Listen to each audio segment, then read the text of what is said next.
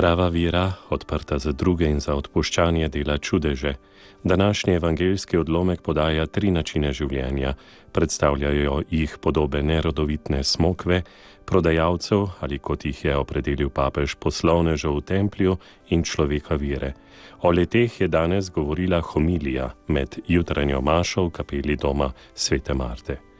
Smokva nakazuje jalovost oziroma nerodovitno življenje, ki je nezmožno karkoli dati.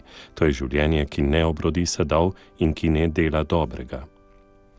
Drugi način življenja predstavljajo tisti, ki izkoriščajo. To so poslovneži v templju.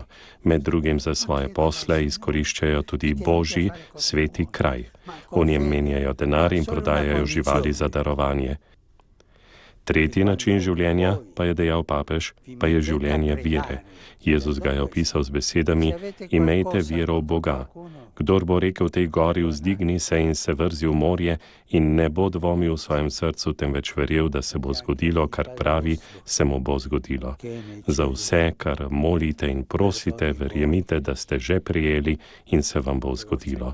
Zgodilo se bo prav tisto, za kar z vero prosimo, je še dodal papež. To je življenjski stil vire.